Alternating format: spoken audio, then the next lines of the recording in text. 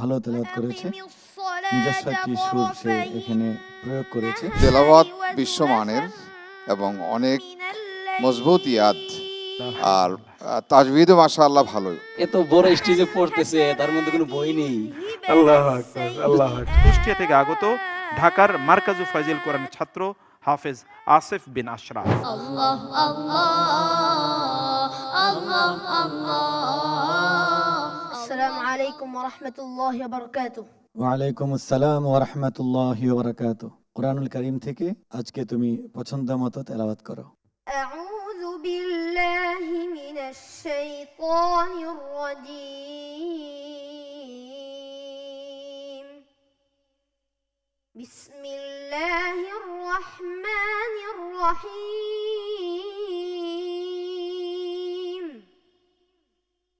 ولقد كذب أصحاب الحجر المرسلين وآتيناهم آياتنا فكانوا عنها معرضين وكانوا ينحتون من الجبال بيوتا آمنين فأخذتهم الصيحة مصبحين فما أغنى عنهم ما كانوا يكسبون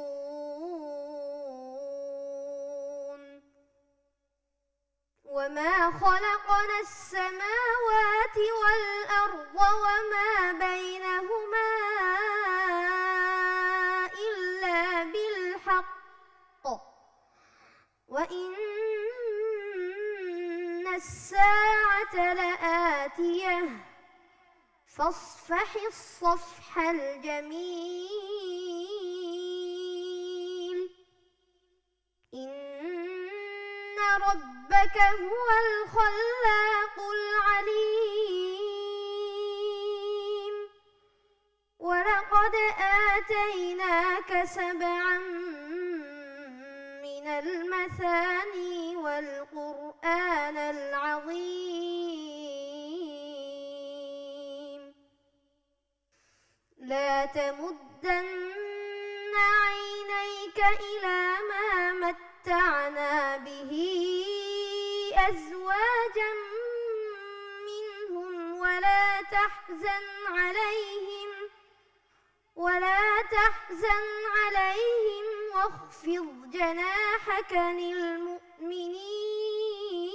للمؤمنين وقل إني أنا النذير المبين হাসবুক। صدق الله العظيم মাশাআল্লাহ, মাশাআল্লাহ, মাশাআল্লাহ। কি এত সুন্দর কিভাবে তেলাওয়াত করলে তুমি? হ্যাঁ, আল্লাহ তোমাকে অনেক অনেক বারাকা দান করুন, আল্লাহুম্মা আমিন। যে আমরা আসবো মুফতি আবু মোহাম্মদ রহমানী আপনার কাছে, ও যে আয়াতগুলো তেলাওয়াত করলো তার উপর আপনার সংক্ষিপ্ত আলোচনা। আল্লাহ রাব্বুল আলামিন এই আয়াতে কারিমাগুলোর মধ্যে শুরুতে যে আয়াতে কারিমাটি তেলাওয়াত করেছে, ওয়ালাকাদ কাযযাবা আসহাবুল হিজরিল মুরসালিন, এখানে আল্লাহ রাব্বুল আলামিন সালেহ আলাইহিস সালাতু ওয়াস সালাম তার কওমের বিবরণ দিয়েছেন। তারা কিভাবে হযরতে সালেহ আলাইহিস সালাতু ওয়াস সালামের দাওয়াতকে মিথ্যা প্রতিপন্ন করেছিল এবং তারা বিশ্বাস স্থাপন করে নাই, তারা দাওয়াতের সাড়া দেয়নি এবং তাদের দৈহিক গঠন অনেক মজবুত, অনেক শক্তিশালী, অনেক স্ট্রং ছিল। তারা পাহাড় কেটে কেটে বাসস্থান তৈরি করত। আল্লাহ পাক সেটা তুলে ধরেছে। তাদের পরিণতি কিন্তু সুখকর হয়নি। আল্লাহ রাব্বুল আলামিন তাদেরকে কিন্তু পৃথিবী থেকে সমূলে বিনাশ করে দিয়েছেন। আমি রব্বুল আলামিন তোমাদেরকে দান করেছি পুনঃপঠিত, বারবার পঠিত 7টি আয়াত বিশিষ্ট একটি সূরা, যেটার নাম হচ্ছে সূরাতুল ফাতিহা। আর আমরা জানি যে সূরা ফাতিহা কোরআনে কারীমের ভূমিকা, কোরআনে কারীমের সার নির্যাস, বান্দা আল্লাহর সাথে কিভাবে সম্পর্ক গড়বে, আল্লাহর কাছে কিভাবে চাইবে, আল্লাহ পাক এই সূরার মধ্যে তার বয়ান দিয়েছেন। আমরা যেন প্রকৃতপক্ষে কোরআনের অনুসরণ করে কোরআনের আলোয় আলোকিত হতে পারি, আল্লাহ আমাদেরকে তৌফিক দান করেন। আল্লাহুম্মা আমিন।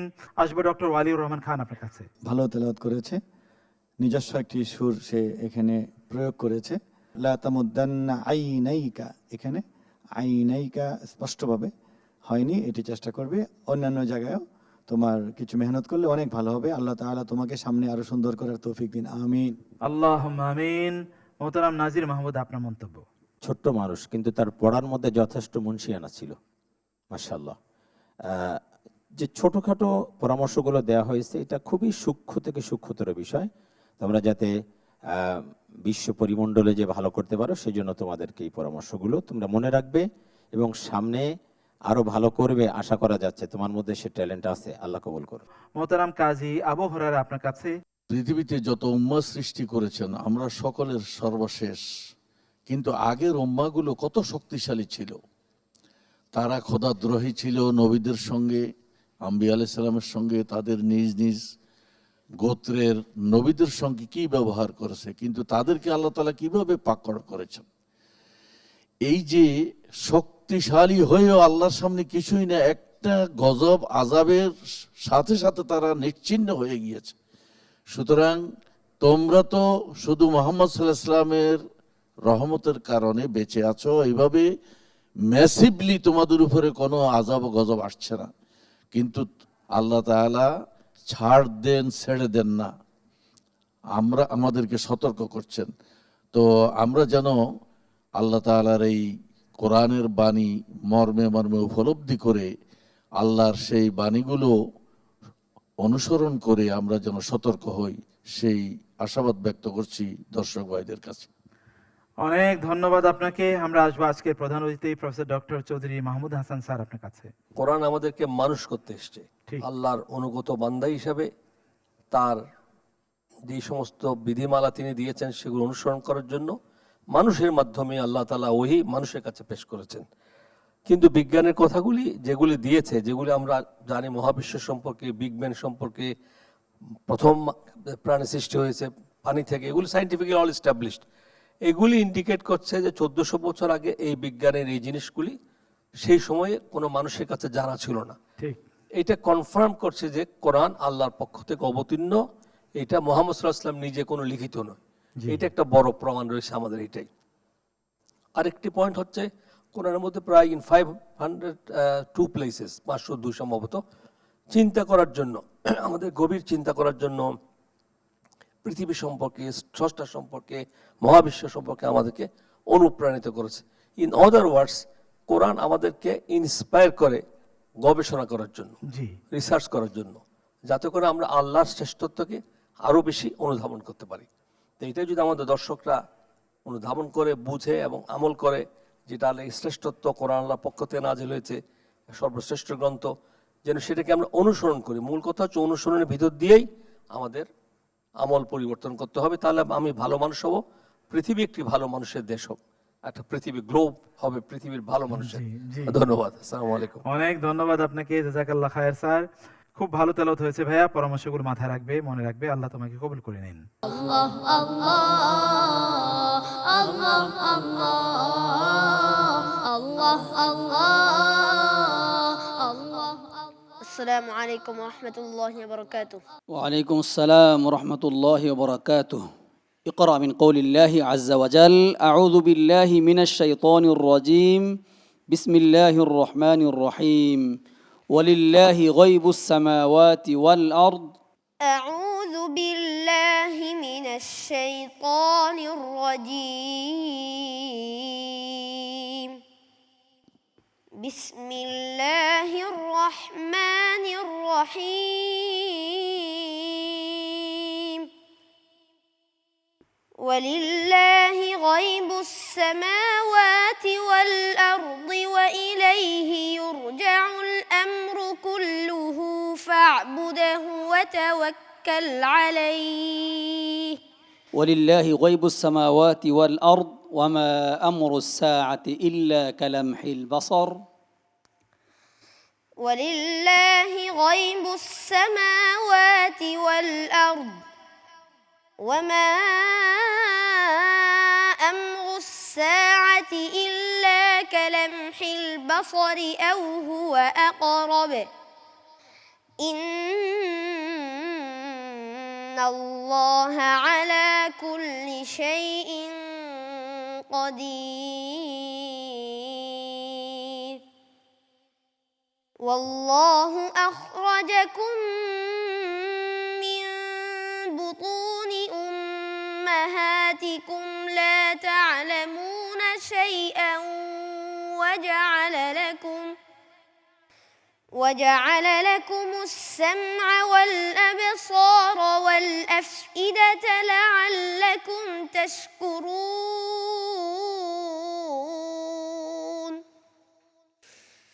ألم يروا إلى الطير مسخرات في جو السماء ما يمسكهن إلا الله إن في ذلك لآيات لقوم يؤمنون والله جعل لكم من بيوتكم سكنا وجعل لكم من جلود الأنعام بيوتا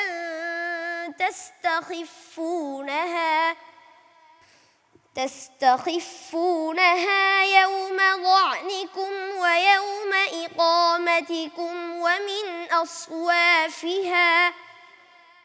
ومن أصوافها وأوبارها وأشعارها أثاثا ومتاعا إلى حين والله جعل لكم مما خلق ظلالا وجعل لكم من الجبال أكنانا وجعل لكم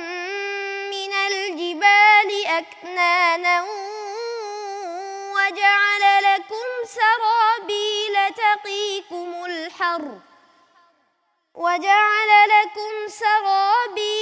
تقيكم الحر وسرابيل تقيكم بأسكم كذلك يتم نعمته عليكم لعلكم تسلمون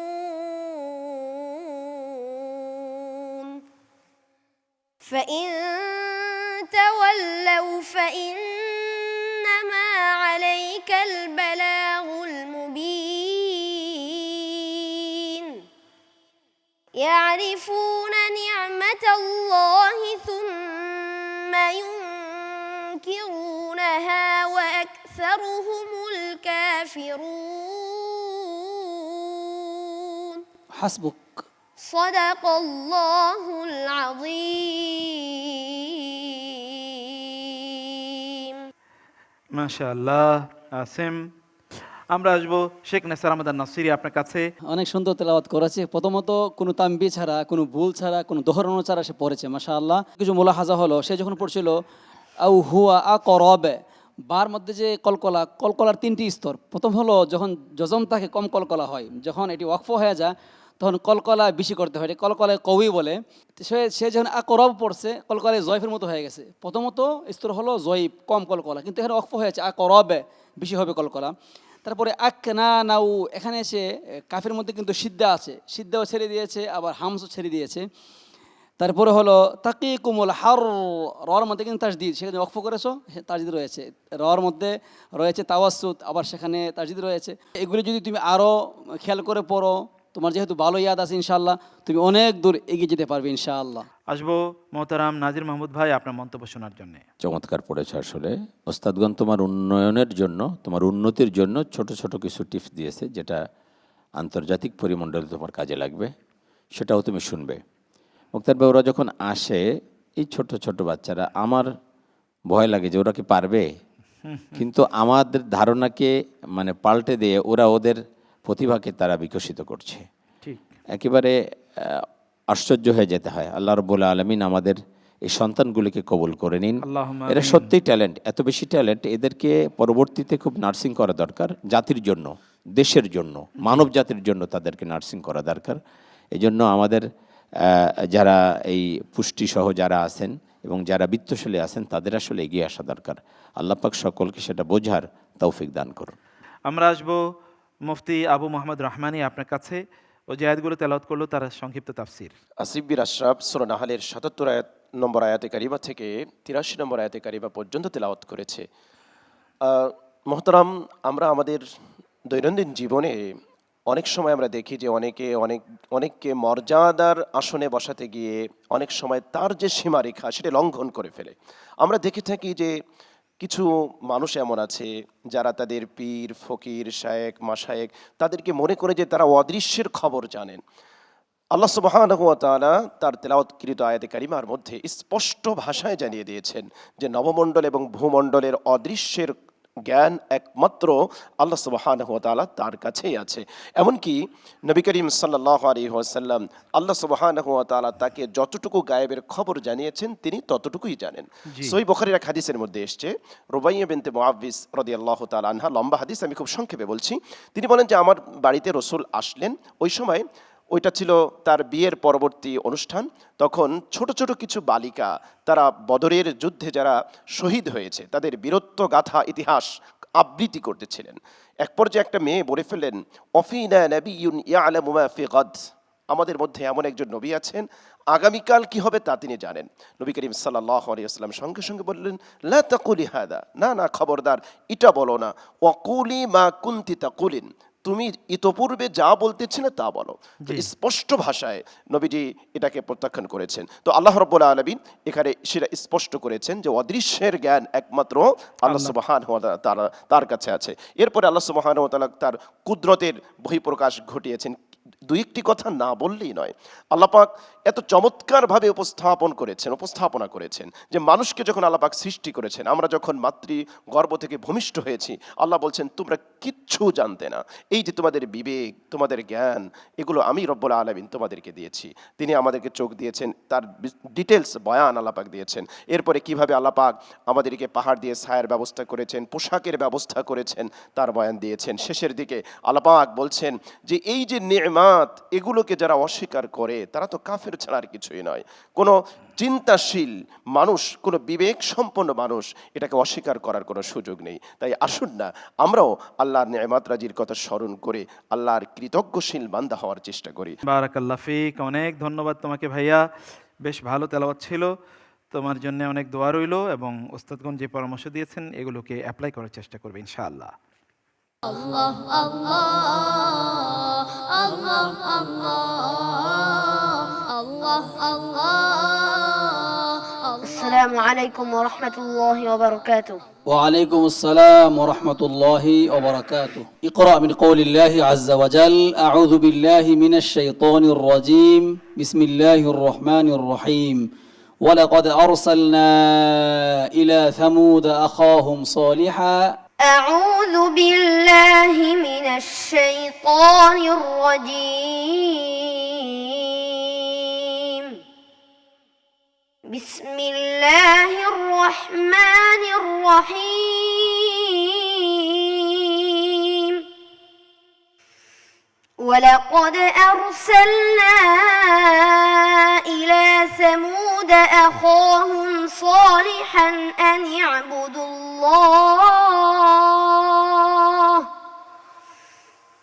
اعبدوا الله فإذا هم فريقان يختصمون.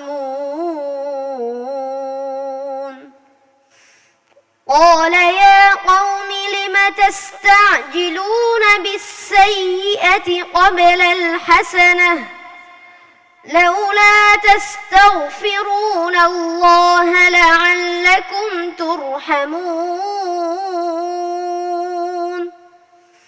قالوا اطيرنا بك وبمن معك قال طائركم عند الله بل أنتم قوم تفتنون. وكان في المدينة 9 رهط يفسدون في الأرض ولا يصلحون قالوا تقاسموا بالله لنبيتنه وأهله ثم لنقولن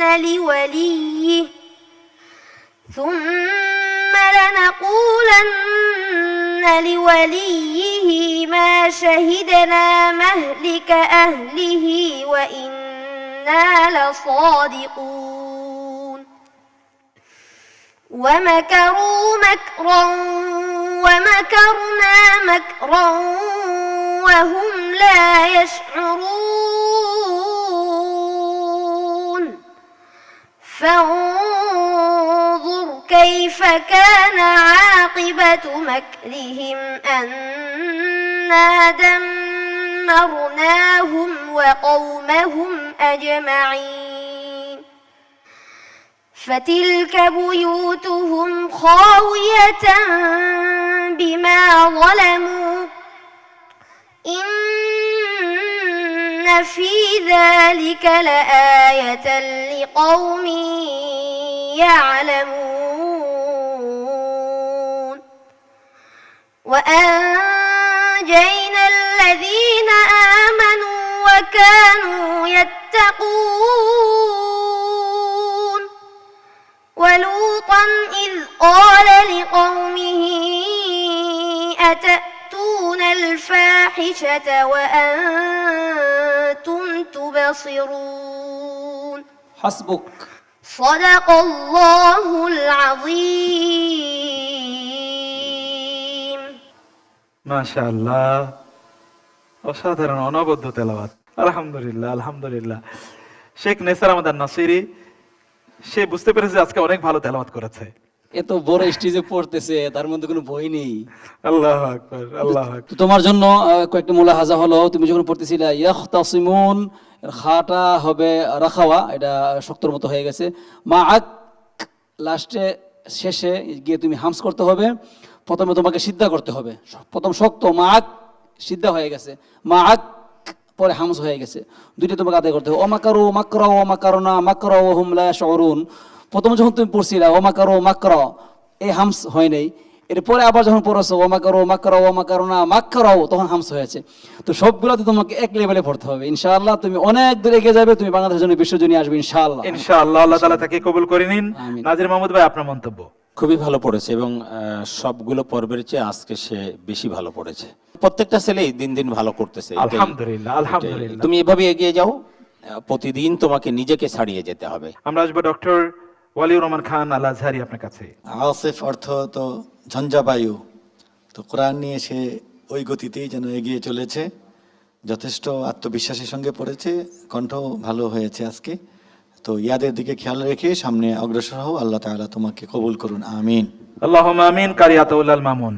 নিশ্চয়ই আপনার মনে আছে যে তাকরিমকে আমরা যখন পেয়েছিলাম, এই একই মাদ্রাসার ছাত্র, সে প্রথম দিকে যাচ্ছিল, যত পর্ব গিয়েছে তত বেশি সে শক্তিশালী হয়েছিল।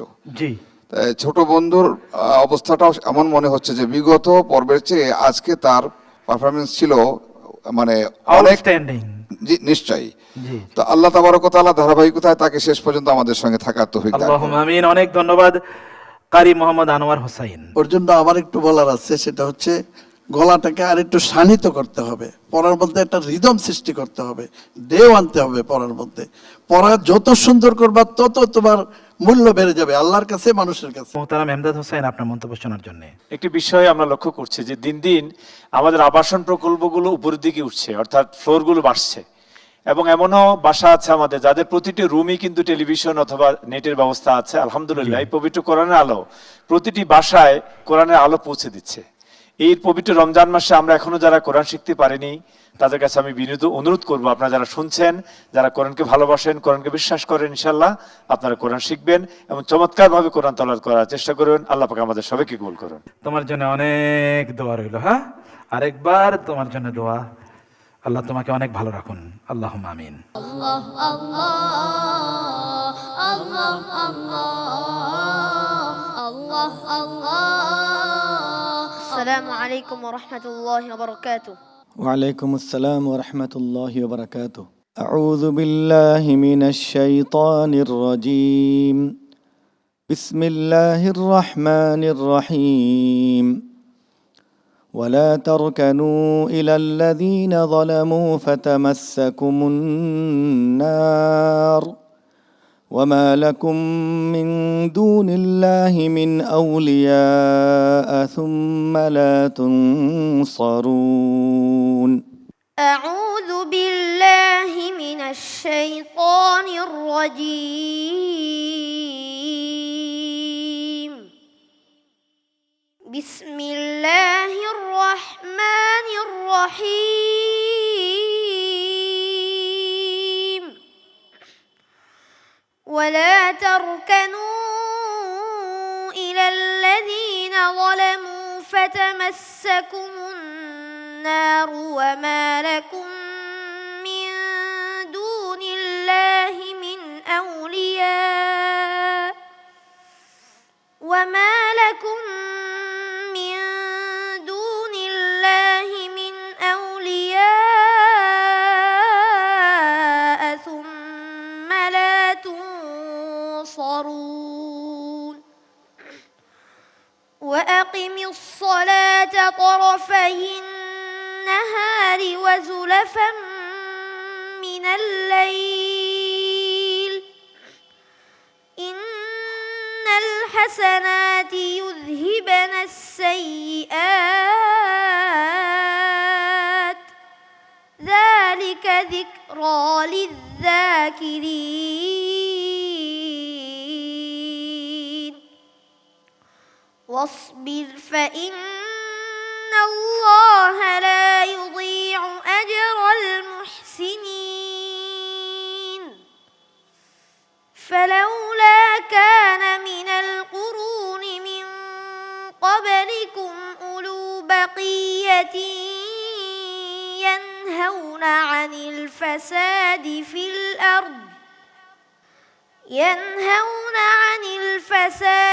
الأرض إلا قليلا ممن أنجينا منهم واتبع الذين ظلموا ما أترفوا فيه وكانوا مجرمين وما كان ربك ليهلك القرى بظلم وأهلها مصلحون ولو شاء ربك لجعل الناس أمة واحدة ولا يزالون مختلفين إلا من رحم ربك ولذلك خلقهم وتمت كلمة ربك لأملأن جهنم من الجنة والناس أجمعين وكلا نقص عليك من أنباء الرسل ما نثبت به فؤادك وجاءك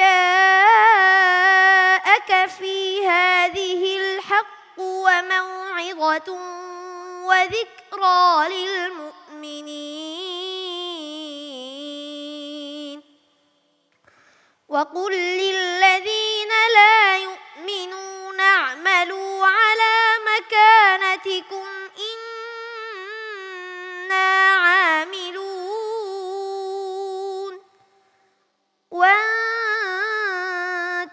وانتظروا إنا منتظرون ولله غيب السماوات والأرض وإليه يرجع الأمر كله فاعبده وتوكل عليه وما ربك بغافل عما تعملون হাসবুক।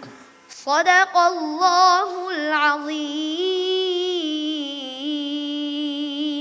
মাশাআল্লাহ, মাশাআল্লাহ, আলহামদুলিল্লাহ। সে এত ভালো তেলাওয়াত করেছে যে তার চেহারাটা কেমন, মানে ইয়াতালা আলা ওয়াজহুহু, তার চেহারা কি আনন্দিত, উজ্জ্বল। খান সাহেব, আপনার কাছে আসবো, ওর ব্যাপারে যদি আপনার মন্তব্য প্লিজ। অনেক মোসাব্বাপূর্ণ আয়াতগুলো সে অতিক্রম করেছে। সব মিলিয়ে আমরা আসলে একটু আবেগ আপ্লুতই ছিলাম। সামনে চলার জন্যে ছোট্ট দুটি কথা বলি। ইন্নাল হাসানাত ইউযহিবুনাস সাইয়্যাত, এই হামসটি ভালো করে হয়নি, ঠিক করে নিতে হবে। গন্না যদি ঠিক থাকে ইনশাল্লাহ সামনে ভালো হবে। মোহতারাম নাজির মাহমুদ ভাই, আপনার মন্তব্য শুনবো। বরাবরের মতো আজও অনেক চমৎকার পড়েছ। সবাই এভাবে ভালো পড়লে আমরা বিচার কার্য করতে আমাদের কষ্ট হয়ে যায় তখন। আমরা চাই তোমরা সবাই ভালো। আল্লাহ পড়ো। তাদের যোগ্যতা অনেক বাড়িয়ে দিন। আমিন আমিন, এগিয়ে যাও। আমরা আসবো শেখ নেসার আহমদ নাসিরি, আপনার মন্তব্য শোনার জন্য। কোনো তাম্বি ছাড়াই পড়েছে, কোনো ধরনের ভুল তার হয়নি। হেফজ করেছে কতদিনে? 12 মাস। মাশাআল্লাহ, মাশাআল্লাহ। চিন্তা করতে পারেন, একটা 12 মাসে একটা ছেলে হেফজ করতে পারে, 11 এত বছর বয়সে। বিশাল গ্রন্থ। এই রমজানে এই ছোট বাচ্চাদেরকে মা বাবারা কাছাকাছি রাখে, রোজা রাখলে, আর সে কোথায় থেকে আয়সা এখানে স্টেজের মধ্যে পড়তেছে, অবাক হওয়ার মতো বিষয়। আসলে প্রত্যেকটা মা, প্রত্যেকটা বাবা এই বাচ্চাদেরকে দেখা দরকার এবং এদের কাছ থেকে অনেক কিছু শেখার আছে। ঠিক। তো আমরা চাই প্রত্যেকটা ঘরের জন্য এরকম ছোট ছোট হাফেজ তৈরি হয় ইনশাআল্লাহ। আল্লাহুম্মা আমিন, জাযাকাল্লাহ খায়ের। অনেক ধন্যবাদ কারিয়াতুল্লাহ আল মামুন। তেলাওয়াত বিশ্বমানের এবং অনেক মজবুত ইয়াদ, আর তাজবিদও মাশাআল্লাহ ভালো, যথেষ্ট ভালো। সুরেলা কণ্ঠটা তোমাকে আরেকটু চেষ্টা করতে হবে, কণ্ঠের মধ্যে আরেকটু মধুরতা, আর একটু বিনয়, তেলাওয়াতের মধ্যে আর একটু স্কেলটা বেশি কম করতে হবে, তাহলে পড়ার সৌন্দর্যটা বেড়ে যাবে। তুমি একটু প্র্যাকটিস করো। কারি আনোয়ার হোসাইন, আপনার মন্তব্য। তুমি এতটাই সুন্দর পড়েছো যে মুগ্ধ হয়ে গেছি আমরা। তোমাদের মতো হাফেজ হয়ে বাংলাদেশটাকে তোমরাই নেতৃত্ব দিবে একদিন ইনশাআল্লাহ। মোহতারাম শাহিন আলম, আপনার মন্তব্য। আসিফের বয়স হচ্ছে 12 বছর, 11 বছর। 11 বছর, কিন্তু ওর স্পিড আমার কাছে মনে হচ্ছে আমার থেকেও ম্যাচিউরড। সুবহানাল্লাহ। তোমাকে যেভাবে আসলে ইনস্ট্রাকশন দেয় নেক্সট স্টেপে যেন ওইটা মানে ওভারকাম করতে পারো, এই প্রত্যাশা জ্ঞাপন করছি। আজকে মুফাসসির হিসেবে রয়েছেন মুফতি রহমানী, আপনার তেলাওয়াত কৃত আয়াতগুলোর উপর সংক্ষিপ্ত তাফসীর শুনবো। আল্লাহ পাক বলছেন, ওয়ালা তারকানু ইলাল্লাযীনা যালামু ফাতামাসসাকুমুন নার ওয়া মা লাকুম মিন দুনিল্লাহি আউলিয়া সুম্মা লা তুনসারুন।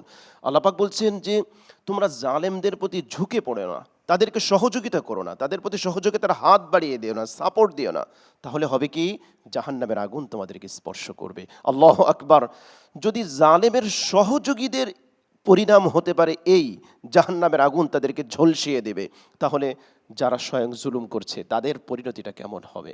আল্লাহ পাক অত্যন্ত কঠোর বার্তা দিয়েছেন। এমনকি আল্লাহ বলছেন যে তাদের জন্য কোনো সহযোগিতা নেই, তাদের জন্য সাহায্য করার মতো কেউ থাকবে না। পৃথিবীতে যতগুলো অপরাধ রয়েছে যার শাস্তি আল্লাহ পাক দুনিয়াতেও দেন আখিরাতেও দেন, তার মধ্যে অন্যতম হচ্ছে জুলুম। এজন্য আমি দর্শক মণ্ডলীদেরকে আহ্বান জানাবো যে আসুন আমরা মাজলুম হই প্রয়োজনে, কিন্তু কখনো যেন জালেমের লিস্টে আমাদের নামটা যেন লিপিবদ্ধ না হয়। আজকে আল্লাহ পাক আশার বাণীও আমাদেরকে শুনিয়েছেন।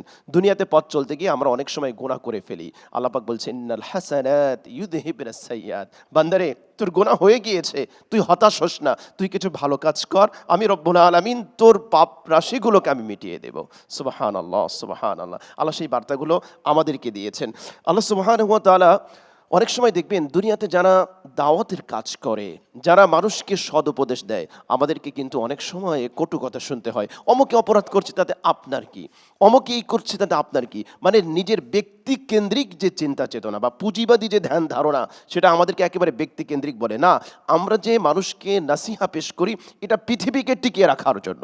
আল্লাহ বলছেন, ওয়ামা কানা রব্বুকা লিইহলিকাল কুরা বিজুলমি ওয়া আহলুহা মুসলিহুন, যে আল্লাহ পাক এই জনপদকে ধ্বংস করবেন না যতক্ষণ পর্যন্ত সেখানে সংশোধনকামী থাকবে, কল্যাণকামী থাকবে। সুতরাং পৃথিবীকে টিকিয়ে রাখার জন্য, অস্তিত্ব টিকিয়ে রাখার জন্য এই দায়ী যারা কল্যাণকামী তাদেরকে এই কাজ করেই যেতে হবে। আল্লাহ পাক আমাদের সবাইকে জুলুম থেকে বেঁচে থেকে পৃথিবীর মানুষের কল্যাণকামী হয়ে দাওয়াতের মিশনগুলো এগিয়ে নেওয়ার তৌফিক দান করে। জাযাকুমুল্লাহ খায়ের। বেশ সুন্দর তেলাওয়াত ছিল আজকে, হ্যাঁ আলহামদুলিল্লাহ। আর একটু হালকা পরামর্শ পেয়েছো, সেগুলো মনে রাখবে ইনশাআল্লাহ, ঠিক আছে? আল্লাহ আল্লাহ আল্লাহ আল্লাহ السلام عليكم ورحمة الله وبركاته. وعليكم السلام ورحمة الله وبركاته. أعوذ بالله من الشيطان الرجيم.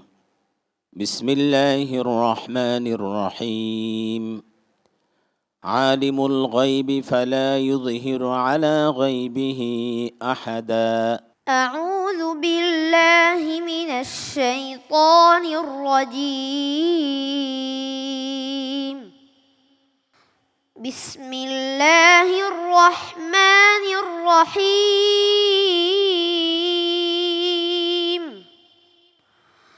قل أوحي إلي أنه استمع نفر من الجن فقالوا إنا سمعنا قرآنا عجبا يهدي إلى الرشد فآمنا به ولن نشرك بربنا أحدا وأنه تعالى جد ربنا ما اتخذ صاحبة ولا ولدا وأنه كان يقول سفيهنا على الله شططا وأنا ظننا أن لن تقول الإنس والجن على الله كذبا وأنه كان رجال من الإنس يعوذون برجال من الجن فزادوهم رهقا وأنهم ظنوا كما ظننتم أن لن يبعث الله أحدا وأنا لمسنا السماء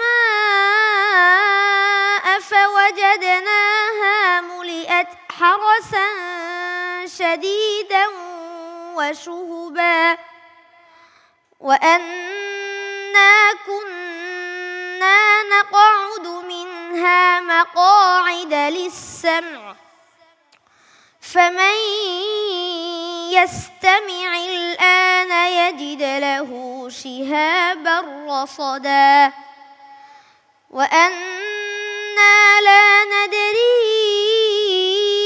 أشر أريد بمن في الأرض أم أراد بهم ربهم رشدا وأنا منا الصالحون ومنا دون ذلك كنا طرائق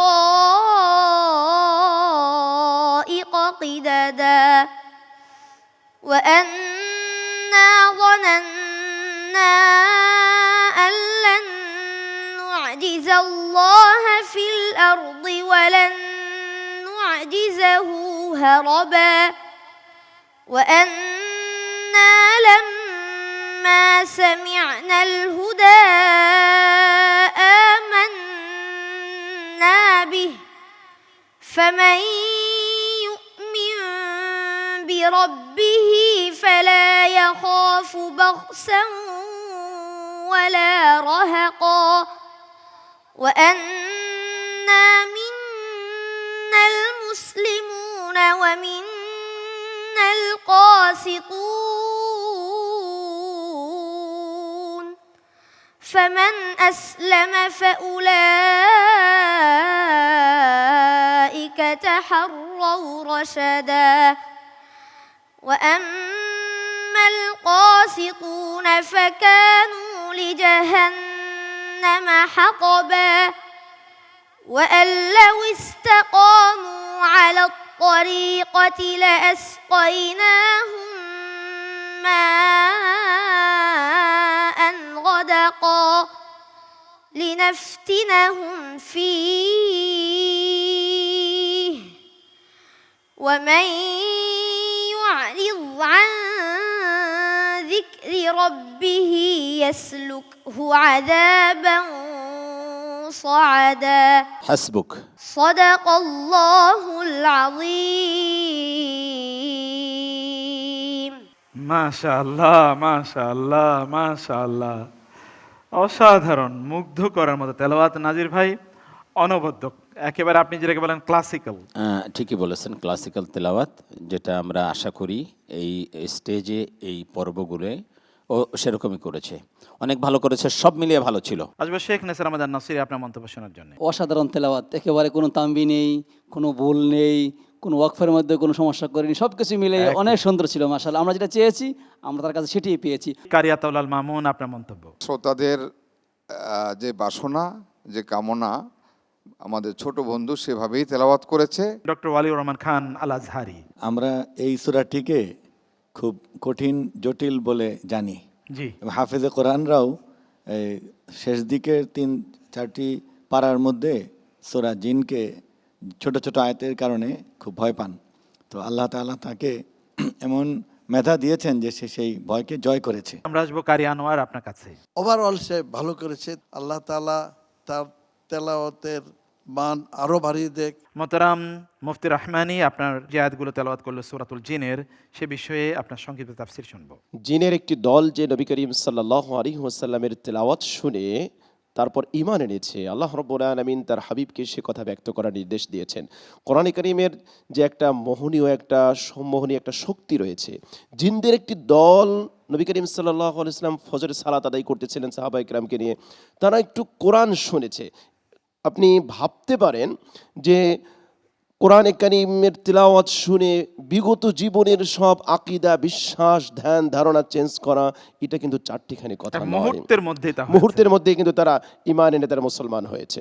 এবং সূরা জিনের শুরুতেই সে কথা ব্যক্ত হওয়ার পাশাপাশি জিন্নাতরা ইতোপূর্বে ইসলাম গ্রহণ করার পূর্বে তারা যে কি খারাপ কাজগুলো করতো, মূলত সূরা জিনের মধ্যে আল্লাহ পাক সেই বিষয়বস্তুগুলো তুলে ধরেছেন। বিশেষ করে সূরা জিনের 8 নং আয়াতে কারিমার মধ্যে জিন্নাতদের পূর্বের একটি ঘটনা তারা উল্লেখ করছে, যে তাদের একটি কাজ, যে তারা আসমানে গিয়ে চুরি করে সংবাদ সংগ্রহ করত এবং সেগুলো বিভিন্ন গণক এবং জ্যোতিষী তাদের কাছে সে পৌঁছে দিত। এই জ্যোতিষীরা, এই গণকরা এর সাথে সত্য মিথ্যা মিশ্রিত করে মানুষদেরকে বিভ্রান্ত করত। নবী করিম সাল্লাল্লাহু আলাইহি ওয়াসাল্লাম এক হাদিসের মধ্যে বলেছেন, সহিহ মুসলিমের হাদিস, মান আতা আররাফান ফাসাআলাহু আন শাইইন লাম তুকবাল লাহু সালাতুন 40 লাইলা। আল্লাহ নবী বলেছেন, কোনো ব্যক্তি যদি কোনো গণক, কোনো জ্যোতিষীর কাছে যায়, কোনো কিছু জিজ্ঞেস করে, আল্লাহ সুবহানাহু ওয়া তাআলা 40 দিন পর্যন্ত তার কোনো সালাত কবুল করেন না।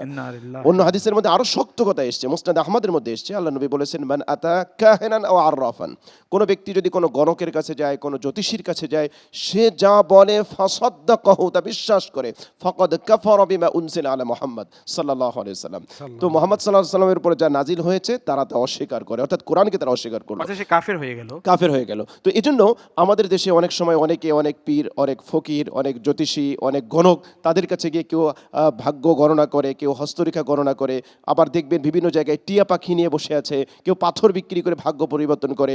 অদৃশ্যের খবর একমাত্র আল্লাহ ছাড়া কেউ জানেন না। কুল লা ইয়ালামু মান ফিস সামাওয়াতি ওয়াল আরদিল গায়বা ইল্লাল্লাহ, আসমান এবং জমিনের মধ্যে গায়েবের খবর একমাত্র আল্লাহ জানেন। সুতরাং আমরা যেন, দর্শক মণ্ডলী, আপনাদের নিবেদনে আমরা পেশ করতে চাই, আমরা যেন এই ধরনের মানুষের কাছে গিয়ে আমাদের ঈমান যেন আমরা হারিয়ে না ফেলি। আল্লাহ পাক আমাদেরকে শিরিক মুক্ত ঈমান নিয়ে আল্লাহর কাছে যাওয়ার তৌফিক দান করেন। আল্লাহুম্মা আমিন।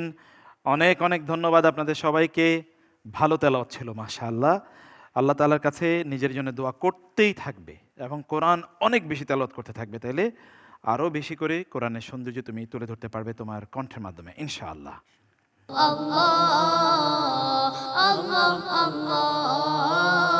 السلام عليكم ورحمة الله وبركاته. وعليكم السلام ورحمة الله وبركاته. أعوذ بالله من الشيطان الرجيم.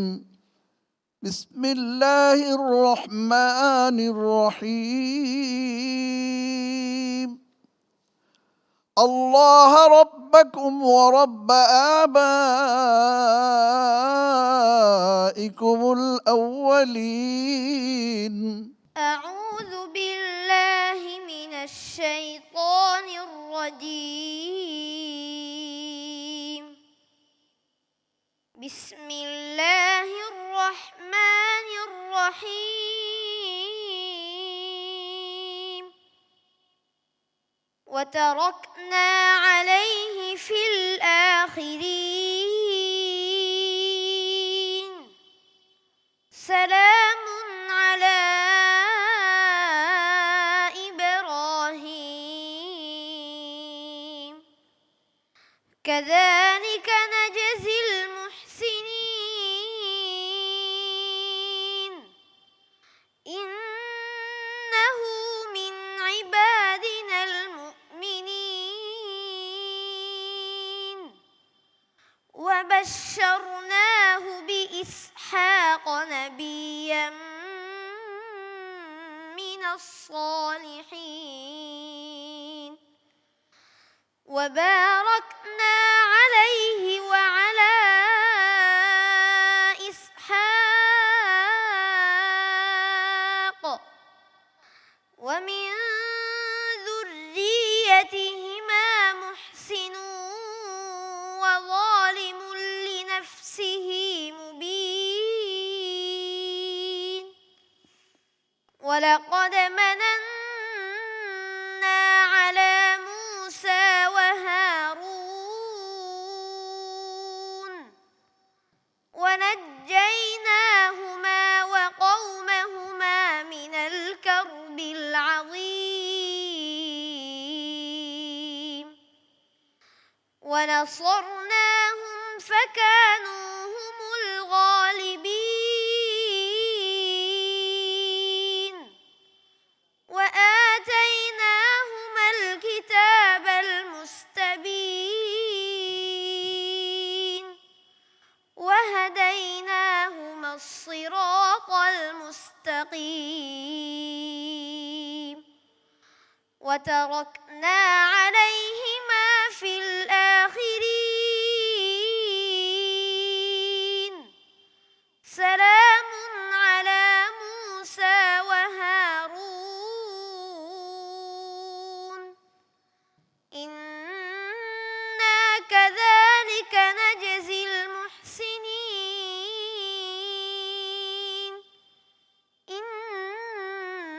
إنهما من عبادنا المؤمنين وإن إلياس لمن المرسلين إذ قال لقومه ألا تتقون أتدعون بعلا وتذرون أحسن الخالقين الله ربكم ورب آبائكم الأولين فكذبوه فإنهم لمحضرون إلا عباد الله المخلصين وتركنا عليه في الآخرين سلام على الياسين إنا كذلك نجزي المحسنين إنه من عبادنا المؤمنين হাসবুক। صدق الله العظيم মাশাআল্লাহ সেফ। আমরা যাব কারি আনোয়ার হোসেন আপনার কাছে, আপনি ওকে প্রশ্ন করেছিলেন। আমার মন ভরে গেছে তার তেলাওয়াতে। আল্লাহ পাক তার কণ্ঠস্বরে তোর মজা দিয়েছে। আল্লাহর কাছে আবার তার জন্য দোয়া থাকবে এবং শুধু হাফেজ হয়ে ক্ষান্ত থাকবে না, আলেম হওয়ার চেষ্টা করবে। আল্লাহ তাআলা থেকে কবুল করে নিন। নাজির মাহমুদ ভাই আপনার মন্তব্য। এদের কারোর ব্যাপারে মন্তব্য করার কিছু নেই, কারণ টপ 10-এ চলে এসেছে। জি। প্রত্যেকেই ভালো হাফেজ, ভালো করেছো। আজকেও তুমি অনেক ভালো পড়েছো। দোয়া তোমার জন্য করছি যেন তুমি আরো ভালো করতে পারো। আল্লাহ কবুল করুন। আল্লাহুম্মা আমিন। শেখ নেসার আহমদ আন-নাসিরি। অনেক সুন্দর তেলাওয়াত। এর আগেও সে আমাদেরকে আবেগ আপ্লুত করেছে, আজকেও সে সবাইকে আবেগ আপ্লুত করেছে। ছোট ছেলে বিনা লোকমায় কোনো থাম বেচারা, মাশাআল্লাহ, অনেক সুন্দর তেলাওয়াত। তুমি অনেক দূরে এগিয়ে যাবে, তোমার জন্য দোয়া রইল। অনেক ধন্যবাদ কারি আতাউল আল মামুন। আমাদের বিচারক মণ্ডলীর মধ্যেই কারো সন্তান এমন আছেন যে দাওরা হাদিস করেছে, আলিয়ায় পড়েছে এবং সরকারি মেডিকেল কলেজে চান্স পেয়েছে। জি আলহামদুলিল্লাহ। তাকেও আমরা সেরকম দেখতে চাই যে সে যেন স্কলার হয়, আমাদের জন্য গৌরব হয়, সেই দোয়া। আল্লাহ তাআলা কবুল করে নিন, আল্লাহুম্মা আমিন। আমিন। ডক্টর ওয়ালিউর রহমান খান। ছোট্ট হাফেজে কোরআন সুন্দরভাবে তেলাওয়াত করেছে। যথেষ্ট ছোট ছোট আয়াতের মধ্যে সে যে মজমুন ঠিক রেখে ওয়াকফ ইবতেদা করেছে, সঠিক জায়গায় সে পৌঁছেছে। আমি দোয়া করি আল্লাহ তাআলা তাকে সামনে আরও সুন্দরভাবে নির্ভুলভাবে পড়ার তৌফিক দেন, আমিন। আল্লাহুম্মা আমিন। আমরা আসি ডক্টর কামরুল ইসলাম, আপনার মন্তব্য শোনার জন্য। আসিফ আমার মনে হয় যে সবার মধ্যে ছোট বয়সে, তারপরে তার তেলাওয়াত অসাধারণ অসাধারণ, এটা বলার কোনো অপেক্ষা রাখে না। আমি একটা জিনিস সবসময় ফিল করি এবং এটা কিছুটা বলবো যে স্যার মুক্তাসারের কাছ থেকে আমার এটা পাওয়া, শুধু হাফেজ হয়ে যেন আমরা থেমে না যাই। We want to be really Islamic scholar, মানে যাতে আমরা আমাদের যে প্রতিবন্ধকতা আছে এখন, এগুলা থেকে যেন উত্তরণের আমাদের একটা পথ সামনে চলে আসে। অনেক ধন্যবাদ সবাইকে, জাযাকুমুল্লাহ খায়ের। বেশ ভালো ছিল আজকে ভাইয়া, মাশাআল্লাহ।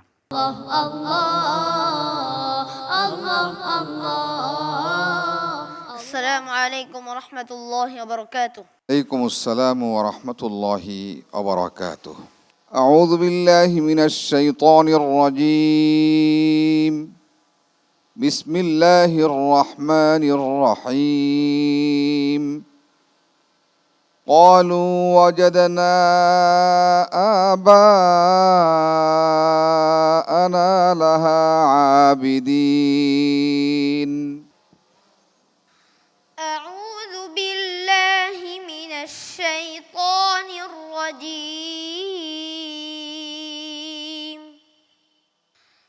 بسم الله الرحمن الرحيم.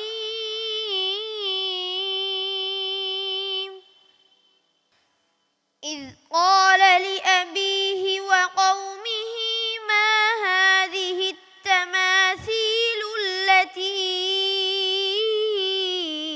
أنتم لها عاكفون. قالوا وجدنا آباءنا لها عابدين. قال لقد كنتم أنتم وآباؤكم في ضلال مبين.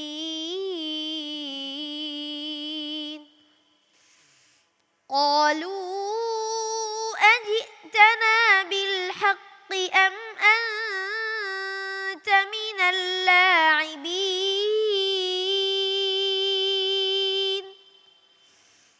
قال بل ربكم رب السماوات والأرض الذي فطرهن وأنا على ذلكم من الشاهدين.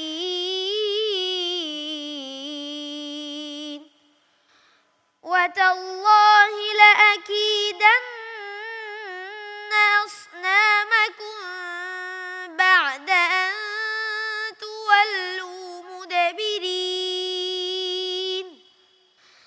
فجعلهم جذاذا إلا كبيرا لهم لعلهم إليه يرجعون. قالوا من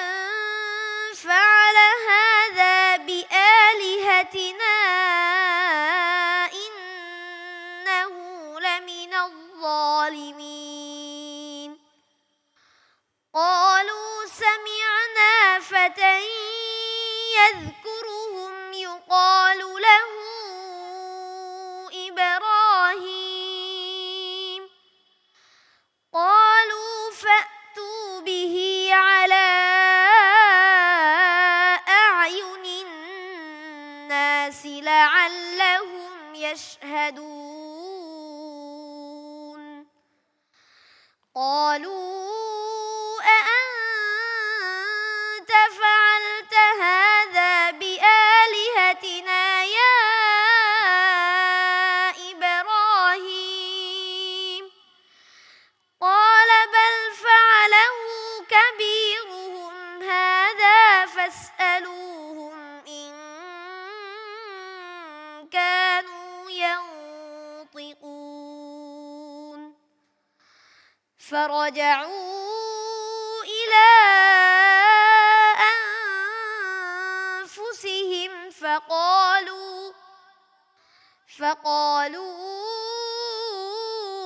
إنكم أنتم الظالمون ثم نكسوا على رؤوسهم لقد علمت ما هؤلاء ينطقون قال أفتعبدون من دون الله ما لا ينفعكم شيئا ولا يضركم أف لكم ولما تعبدون من دون الله أفلا تعقلون হাসবুক। صدق الله العظيم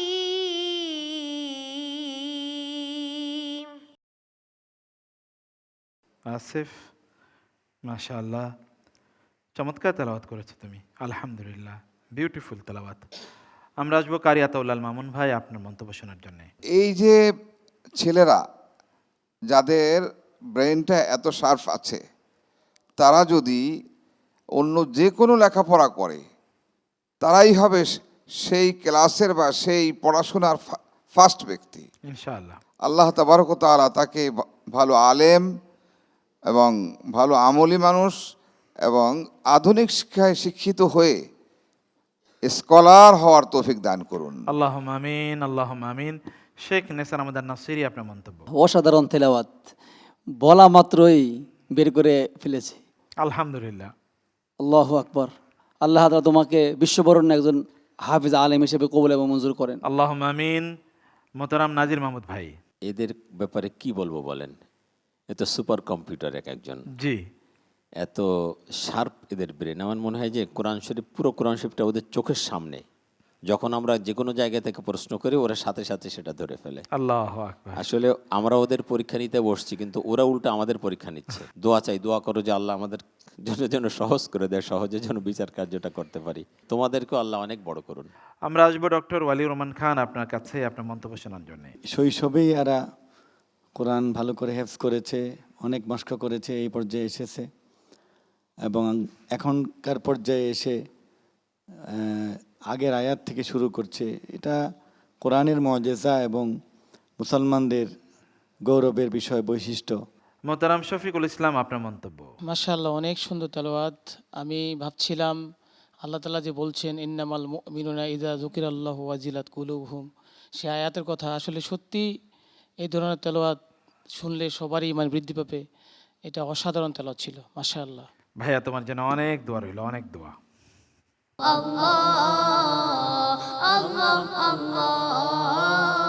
السلام عليكم ورحمة الله وبركاته. وعليكم السلام ورحمة الله وبركاته. اقرأ من قول الله عز وجل. أعوذ بالله من الشيطان الرجيم. بسم الله الرحمن الرحيم. ألقيا في جهنم كل كفار عنيد. أعوذ بالله من الشيطان الرجيم. بسم الله الرحمن الرحيم.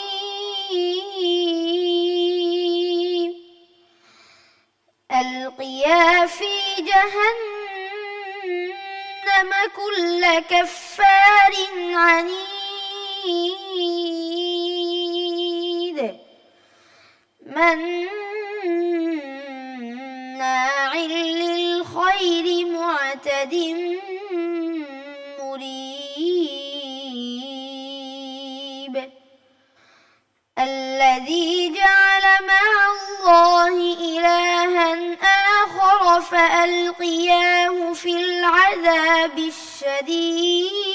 شديد قال قرينه ربنا ما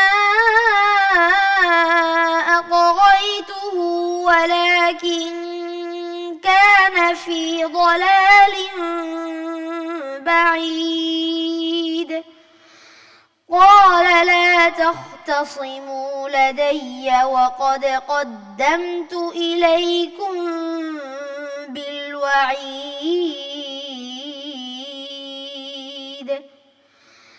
ما يبدل القول لدي وما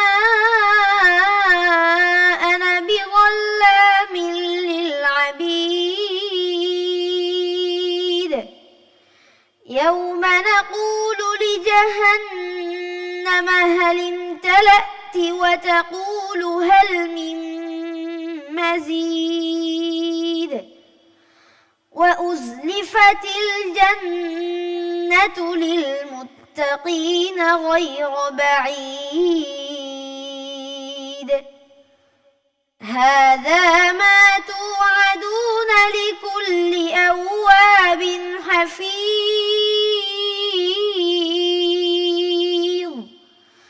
من خشي الرحمن بالغيب وجاء بقلب منيب ادخلوها بسلام ذلك يوم الخلود لهم ما يشاءون فيها ولدينا مزيد وكم أهلكنا قبلهم من قرن هم أشد منهم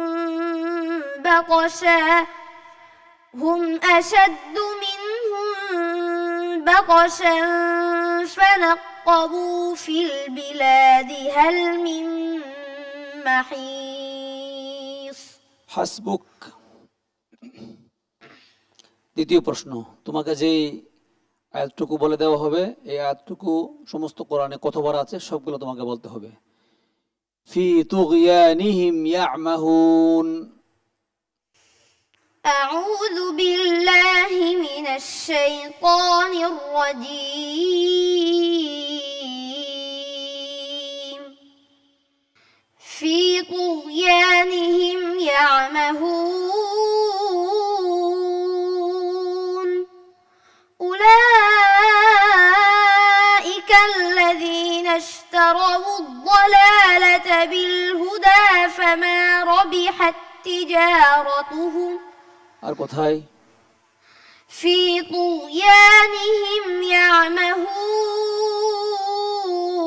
يعمهون ولو أننا نزلنا إليهم الملائكة وكلمهم الموتى وحشرنا عليهم كل شيء قبلا আর কোথায় আছে? في طغيانهم يعمهون يسألونك عن الساعة أيان مرساها قل إنما علمها عند ربي لا يجليها لوقتها إلا هو আর কোথায় আছে? في طغيانهم يعمهون وإذا مس الإنسان الضر دعانا لجنبه أو قاعدا أو قائما আর কোথায়? في طغيانهم يعمهون ولقد أخذناهم بالعذاب العذاب فما استكانوا لربهم وما يتضرعون আর কোথায় আছে? الني মাশাআল্লাহ, মাশাআল্লাহ, মাশাআল্লাহ। صدق الله العظيم মাশাআল্লাহ, মাশাআল্লাহ, মাশাআল্লাহ। জি মোহতারাম নেসারান আহমেদ আন-নাসিরি ভাই, কেমন শুনলেন আপনি তার তেলাওয়াত? আসিফ বিন আশরাফ আজকের তেলাওয়াত পিছনের সকল তেলাওয়াতকে পিছনে ফেলে দিয়েছে। আল্লাহু আকবার। সবচেয়ে এই পড়াটা সে রাখছিল যে আজকের জন্য। ঠিক ঠিক। তা না হলে মুতাশাবিহাত কত কঠিন, তার মধ্যে কোনো চাপ নেই, কোনো পড়ার মধ্যে কোনো এফেক্ট করে নেই, যে এত কঠিন পড়া একেবারে ইজিলি দাঁড়ায় আছে। ঠিক। মনে হচ্ছে সমস্ত কোরআন সে এভাবে পড়তে পারবে। আলহামদুলিল্লাহ, তোমার আলহামদুলিল্লাহ। বয়স কত? 11 মাস হেফজ করছো কত দিনে? 12 মাস। মাশাআল্লাহ, মাশাআল্লাহ, মাশাআল্লাহ, মাশাআল্লাহ। সমস্ত কোরআন তার এমন ইয়াদ আছে। আল্লাহু আকবার, আল্লাহু আকবার। আল্লাহ তাআলা তোমাকে দ্বীনের উপর দায়ী হিসেবে কবুল করেন। আল্লাহুম্মা আমিন। বারাকাল্লাহু ফিক। মোহতারাম নাজির মাহমুদ ভাই, সবার একটাই প্রতিযোগিতা, শুধু প্রতিযোগীদেরকে ছাড়িয়ে যাবে তা না, নিজেকেও ছাড়িয়ে যাচ্ছে। আলহামদুলিল্লাহ। সুবহানাল্লাহ, সুবহানাল্লাহ। আর একটা বিষয় হলো মুক্তার ভাই, আমরা গত পর্বে বলেছিলাম যেমন যে আয়াত পড়বে তার পূর্বের আয়াত থেকে তেলাওয়াত করে, এটা কিন্তু সারা পৃথিবীতে কোথাও এরকম প্রতিযোগিতা হয় না। এইটাও তাই, ঠিক, যে একটা শব্দের অংশ বলে দিচ্ছে, অর্থাৎ একটা আয়াতের অংশ বিশেষ বলে দিচ্ছে, এটা যত জায়গায় আছে তুমি সার্চ করে বের করে করে বলো। এটা কিন্তু অন্য কোথাও এরকম প্রতিযোগিতা হয় না, বাট আমরা এটা করেছি এবং সে অবলীলায় এটা বলে ফেলেছে। কারি আতাউল্লাহ মামুন। জনাব, সত্যি সত্যি যদি মেধা পরীক্ষা করতে হয় তাহলে হেফজের বিকল্প নেই। জি। যে কোনো পড়া বানিয়ে লেখা যায়, নিজের থেকে লেখা যায়, কিন্তু কোরআনুল কারিমের একটা জের জবর পেশ এটার মধ্যে কিন্তু করা যায় না। জবর জের পেশের মধ্যেও কোনো রকম পার্থক্য আনা যায় না। জি। সেটাই লোকমা। জি। তো এই মেধাবী ছেলেদেরকে যে লাইনে যে শিক্ষাই দেওয়া হোক না কেন, তারা ফার্স্ট হবে ইনশাআল্লাহ, তারা বিজয়ী হবে। মোহতারাম শফিকুল ইসলাম, এবার আপনার মন্তব্য। রমাদান মাস, কোরআন নাজিলের মাস। এই কোরআন আল্লাহ তাআলা এই হাফেজের মাধ্যমে হেফাজত করবেন, এটা একদম স্পষ্টই আমরা দেখতে পাচ্ছি। মাশাআল্লাহ, অসাধারণ। আমি বরাবরের মতোই যে বিগত দুজন যারা গিয়েছিল তাদের মতো সে আসলে অনেক সুন্দর তেলাওয়াত করছে। একেবারে তো সত্যি। সেটা আমার নিজের কাছে বেইনসাফি মনে হচ্ছে যে আমি যদি তাকে পুরস্কৃত না করি আর কি। জি, জি, জি। এই জন্য আমি তাকে ইনশাআল্লাহ 10,000 টাকা পুরস্কৃত করতে চাচ্ছি ইনশাআল্লাহ। ইনশাআল্লাহ, জাযাকাল্লাহ খায়ের। মাশাআল্লাহ, তোমাকে অনেক মোবারকবাদ ভাইয়া। আজকের তেলাওয়াতটা সত্যি অসাধারণ ছিল, যেটা আমাদের শেখ বলেছেন। বারাকাল্লাহ ফিক।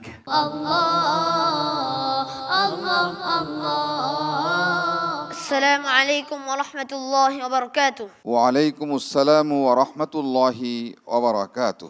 أعوذ بالله من الشيطان الرجيم. بسم الله الرحمن الرحيم. فكلوا مما غنمتم حلالا طيبا واتقوا الله. أعوذ بالله من الشيطان الرجيم. بسم الله الرحمن الرحيم.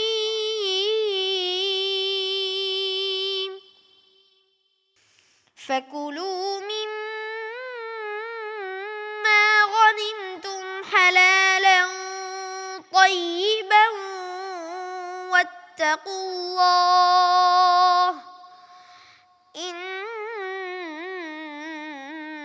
الله غفور رحيم.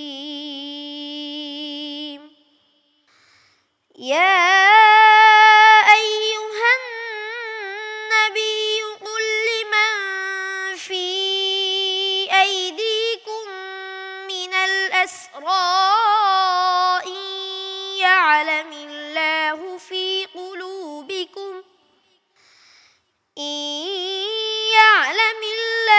في قلوبكم خيرا يؤتكم خيرا مما أخذ منكم ويغفر لكم والله غفور رحيم. وإن يريدوا خيانتك فقد خانوا الله من قبل فأمكن منهم والله عليم حكيم إن الذين آمنوا وهاجروا وجاهدوا بأموالهم وأنفسهم في سبيل الله والذين آووا ونصروا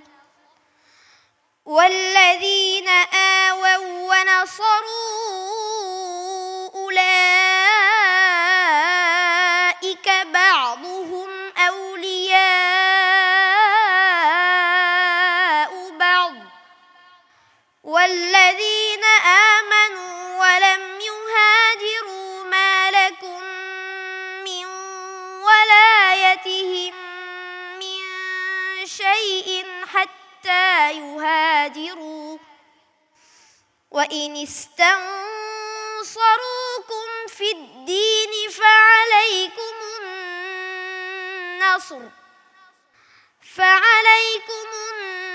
النصر إلا على قوم بينكم وبينهم ميثاق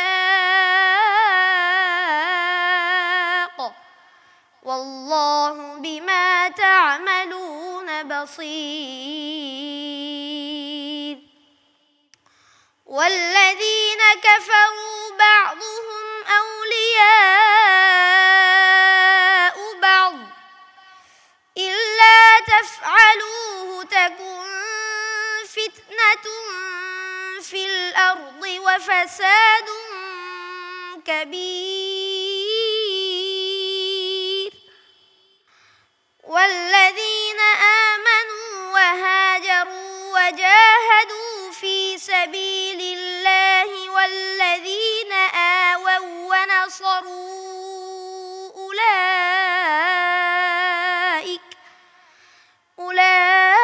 أولئك هم المؤمنون حقا لهم مغفرة ورزق كريم والذين آمنوا من بعد وهاجروا وجاهدوا معكم فأولئك منكم وأولو الأرحام بعضهم أولى ببعض في كتاب الله إن الله بكل شيء عليم তোমার জন্য দ্বিতীয় প্রশ্ন মিন ওয়ালিয়্যিন ওয়ালা নাসীর أعوذ بالله من الشيطان الرجيم من ولي ولا نصير أم تريدون أن تسألوا رسولكم كما سئل موسى من قبل ومن يتبدل الكفر بالإيمان فقد ضل سواء السبيل আর কোথায় আছে من ولي ولا نصير الذين آتيناهم الكتاب يتلونه حق تلاوته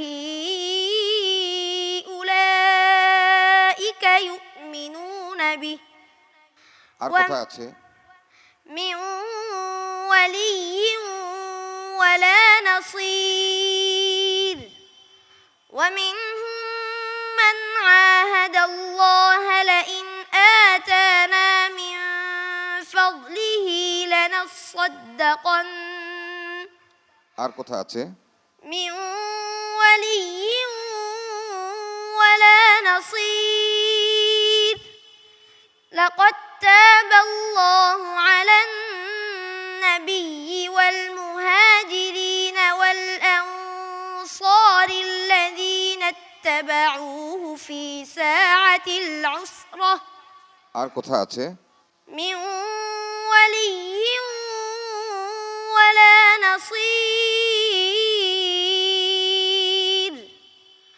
والذين كفروا بآيات الله ولقائه أولئك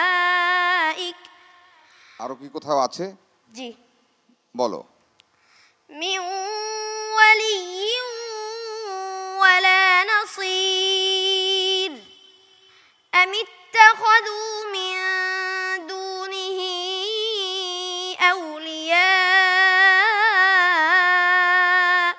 আর কোথায় আছে من ولي ولا نصير ومن آياته الجوار في البحر كالأعلام আর কোথায় আছে الني সত্যি جي মাশাআল্লাহ صدق الله العظيم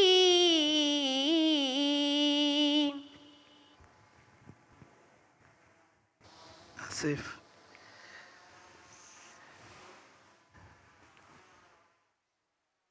অসাধারণ ছিল, তাই না? আলহামদুলিল্লাহ। আসবো মোহতারাম কারি আতাউল্লাহ মামুন ভাই। আমার মনে হয়েছে এই প্রতিযোগিতার আজকে ২৭তম পর্ব, দ্য গ্র্যান্ড ফিনালে, ২৬তম পর্ব জুড়ে ও যত তেলাওয়াত করেছে আজকের তেলাওয়াত ছিল সেরা আমার মনে হচ্ছে ব্যক্তিগতভাবে। তার প্রত্যেকটা পর্ব পিছনের চেয়ে ভালো হতেছিল, আল্লাহ, আজকেও তার বিকল্প নয়। আর কম্পিউটারের চাইতেও ফাস্ট, আল্লাহ, বলে সারা যায় না তার আগে শুরু হয়ে যায়। অনেক ধন্যবাদ। আমি যাব শেখ নেসার আহমেদ নাসিরি আপনার মন্তব্য শোনার জন্য। অনেক সুন্দর তেলাওয়াত করেছে। আপনি বলেছেন যে এর ২৬ পর্ব পর্যন্ত আমরা শুনেছি তার তেলাওয়াত, এত সুন্দর তেলাওয়াত কোনোদিন করতে পারেনি। ঠিক, আজকে সবচাইতে ভালো তেলাওয়াত করেছে। এবং তাকে যখন মুতাশাবিহাতগুলো জিজ্ঞাসা করা হয়েছে, সে কিন্তু খুঁজে খুঁজে বের করেনি। কি পরিমাণে ইয়াদ থাকলে কোরআনটাকে কিভাবে সে মুখস্থ করলে এত দ্রুত এই আয়াতগুলো খুঁজে বের করতে পারে। অনেক অনেক ধন্যবাদ আপনাকে। ডক্টর ওয়ালিউর রহমান খান, আপনার ছোট মন্তব্য শুনবো। অনেক ভালো হাফিজে কোরআন, কিন্তু কোরআনের ওই আয়াতের নাম্বার বলতে পারবে না। তো নাম্বার কিন্তু আয়াতের অংশ নয়, ঠিক, তো এই সংখ্যাটাও কিন্তু হেফজের অংশ নয়। এক্স্যাক্টলি। কিন্তু এটা গবেষণা করে তারা পেরেছে, এটা একটা অর্জন, এটাকে সম্মান করতে হবে। বারাকাল্লাহ ফিক। অনেক অনেক ধন্যবাদ। আমরা একটু আজকের মুফাসসিরের কাছে যাব।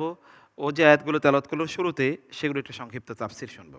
আমরা অনেকে মনে করি যে ইসলাম শুধুমাত্র কিছু ইবাদত বন্দেগী এর সমষ্টি।